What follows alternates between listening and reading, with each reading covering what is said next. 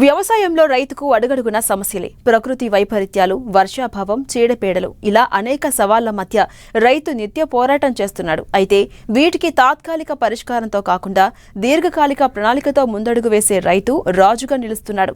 తోటి రైతులకు ఆదర్శంగా మారుతున్నారు. ఈ కోవకు చెందిన వారే రైతు అనంతపురం జిల్లాకు చెందిన తాతయ్య. ప్రస్తుతం ఉన్న బత్తాయి రకాల కంటే మాల్టా బత్తాయి అధిక దిగుబడితో పాటు మెరుగైన ఆర్థిక ఫలితాలు అందించడంలో అన్ని విధాలుగా చేయూతగా నిలుస్తుంది అంటున్న తాతయ్య అనుభవాలను ఈ స్టోరీలో తెలుసుకుందాం.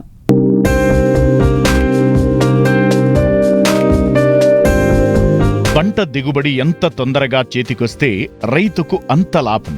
అయితే ఆరుగాలం చెమటోడ్చినా, కాలం కలిసిరాకనో, చేతికొచ్చిన దిగుబడికి ధర గిట్టుబాటు కాకనో రైతన్న పరిస్థితి ఒకడుగు ముందుకు రెండడుగులు వెనక్కి అన్న చందంగానే మిగిలింది.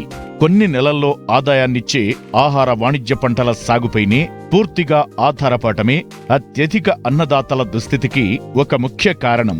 ఈ వాస్తవాన్ని గ్రహించిన కొందరు రైతులు దీర్ఘకాలం పాటు ఆదాయాన్నిచ్చే పండ్ల తోటల పెంపకం వైపు దృష్టి సారిస్తూ కొంతమేరకు ఆర్థిక స్థిరత్వాన్ని పొందుతున్నారు. ఈ కోవకు చెందినవారే అనంతపురం జిల్లా గార్లదిన్నె మండలం మార్తాడు గ్రామానికి చెందిన రైతు తాతయ్య. తనకున్న 3 ఎకరాల్లో 6 సంవత్సరాల క్రితం మాల్టా బత్తాయి మొక్కలను నాటారు. అయితే నాటిన 4వ ఏడాది దిగుబడి ప్రారంభమైంది. ప్రస్తుతం 6వ ఏడాది. రైతు సమయానికి అనుగుణంగా సమగ్ర యాజమాన్య పద్ధతులు పాటించడంతో తోటలోని చెట్ల నిండా గుత్తులు గుత్తులుగా కాయలు ఉన్నాయి. ఈ కాతను చూసి ఎకరాకు 10 టన్నులపైనే దిగుబడి వచ్చే అవకాశముందని రైతు ఆశాభావం వ్యక్తం చేస్తున్నారు.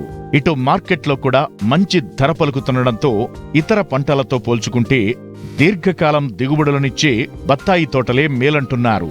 ఇంతకుముందు చెనిక్కాయ మడి అది పెట్టేవాళ్ళము. నేను అనంతపురం వచ్చిన తర్వాత నాకు తోట అంటే ఇష్టమై ఆ ఇష్టం కొరకు ఇట్లా పెంచుకున్న తోట. దేవుని దయ వల్ల మంచి అంట్లు పడినాయి. కాపు బాగా కాసింది.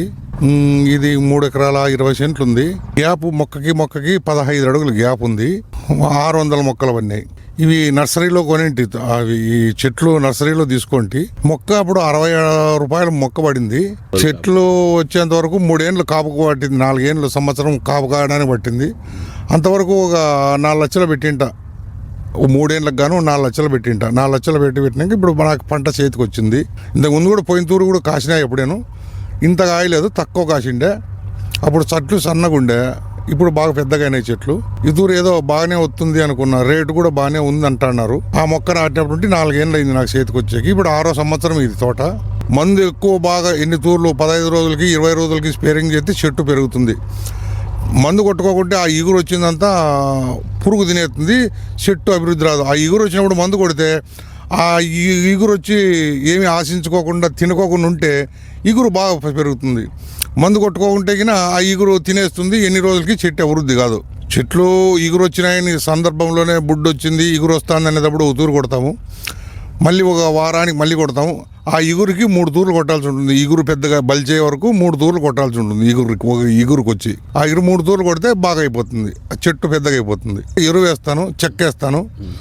ఎరువు చెక్క బాగా అది వాడబెట్టినప్పుడు అయితే కంపల్సరీ డిఏపి ఇవన్నీ మందులు పిండి మందులు అన్నీ వేయాల్సి వస్తుంది. అప్పుడు తప్ప పిండి వంటలు మళ్ళీ ఎప్పుడు మిగతాదప్పుడు వాడడం. స్ప్రేయింగ్ చేస్తాం, బాగా నీళ్లు బాగా చూసుకుంటాం. రోజు మార్చి రోజు. ఇప్పుడు కాయలు అయినాయి కాబట్టి రోజులు మార్చి రోజు. ఇంతకుముందు అయితే వారానికి 2 తూర్లు పెడతాము. అందాక 3 ఎకరాలకు మీరు ఎంత దిగుబడి తీయాలి వస్తుంది అనుకుంటారు? అంతే. నేను అందాజగా ఇప్పుడు 25 టన్నులు 30 టన్నులు అవుతుంది అనుకున్నాను. ఈ దళాలీలు వచ్చేసి 10 టన్నులకు 2 టన్నులు షూట్ అడుగుతారు. ఆ మార్కెట్ విధానమే బాగలేదు. మేము ఇంత కష్టపడి కాపించిన దానికి వాళ్ళకి మార్కెట్కి మేము వాటికి వేసిపోతే 10 టన్నులకు 2 టన్నులు షూట్ తీసుకుంటారు. అవి 40,000 30,000 అమ్మినా కూడా మాకు 25,000 అట్లా పడుతుంది. ఇప్పుడు ఈ తూరి రేటు ఉందంట. రేటు ఇప్పుడు 30,000 ఉందంట. 35,000 ఉందంట.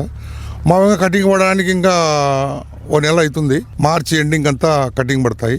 సంవత్సరానికి 2 పంటలు వస్తాయి, బహిరంగాలు సీజన్లని.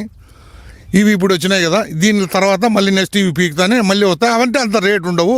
తక్కువ ఉంటుంది, వర్షాకాలము పడలేకొస్తుంది కాబట్టి ఇప్పుడు ఈ కాయలకే పంట ఎక్కువ రేట్ వచ్చేది. ఎండాకాలం ఉంటుంది కాబట్టి అవి జ్యూస్కి దానికి దీనికి వాడతారు కాబట్టి రేట్ ఎక్కువ ఉంటుంది. నెక్స్ట్ వచ్చే పంట రేట్ ఉండే చెప్పే కాలేదు, అది ఎంత ఉండొచ్చు. బత్తాయి పంట సాగులో రైతులకి ఎలాంటి మెలకువలు తీసుకుంటే మంచి ఆదాయం వచ్చే అవకాశం? ఎలాంటి మెలకువలు అంటే ఆ సీజన్లో కటింగ్ చేయడము, చెట్ల కింద నీట్గా పెట్టుకోవడము, ఎరువు వేయడము, అవి ముందుగానే చూసేసుకొని దాని కొరకు ఆ ఇగురు నీళ్లు ఇడిచేదానికి ముందే తోటంతా శుద్ధి చేసుకుంటే ఆ శుద్ధి వల్ల చెట్లకి ఏమీ ఆశించదు, పురుగు అది ఇది ఉండదు, నీట్గా ఉంటుంది. ఆ నీట్గా ఉండడం వల్ల ఆ వాడబెట్టిన చెట్లు మనం నీళ్ళు వేసి మందు అవన్నీ వేస్తే బాగా ఇగురు వస్తుంది. ఆ ఇగురు వచ్చినప్పుడు కాపాడాల్సింది ఆ పూత రావడానికి, పూత రాలిపోకుండా ఉండడానికి ఆ జాగ్రత్తలు తీసుకుంటే చిన్న పంట బాగా ఆశించవచ్చు. ఇది 3 ఎకరాలు, ఇది నేను 30 టన్నులు అంటే ఎకరాకు 10 టన్నులు కాసింది. నాకు ఇది తక్కువే, ఇక చెట్లు చిన్నవి కాబట్టి తక్కువ కాస్తుంది. అదే పెద్ద చెట్లు అయితే 40 టన్నులు 50 టన్నుల వరకు కాసే అవకాశం ఉంది.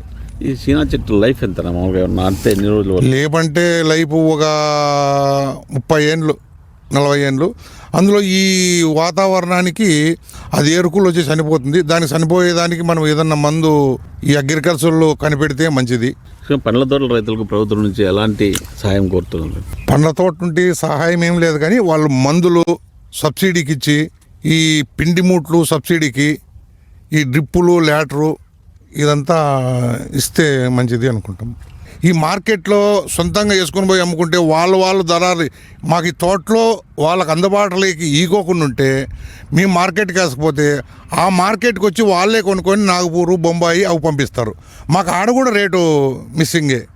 వాళ్ళు అనుకూలంగా పడతారు. మన అనంతపురం మార్కెట్ ఉంది కదా, వాళ్ళ ఎవరు అదే పాడేవాళ్ళు లేరు. పాడేవాళ్ళు ఏమి ఆ మండి వాళ్ళు వాళ్ళ కన్వీనెంట్గా వాళ్ళు రాసేస్తారు. ఏమి ఈ శీనాకాయలు 12 టన్నులు ఉన్నాయి, ఇవి ఉన్నాయి, టన్ ఇంత అని రాసేస్తారు. ఏలం పాడితే మంచిది అనుకుంటా నేను. మార్కెటింగ్ శీనాకాయలకి అమ్ముకోవడానికి ఇబ్బందిగా ఉంది. రైతులకి మార్కెట్ విలువ తెలియదు కదా, ఆ మార్కెట్ ఎట్లా అమ్ముతుంది అదేం తెలియదు కదా. ఈ ప్రభుత్వాన్ని ఒకటే చెప్పేది, ఈ దళారీలు ఈ మార్కెట్ వ్యవస్థ చూస్తే రైతులకు మేలు చేసినట్లయితారు, రైతులు బాగుపడతారు.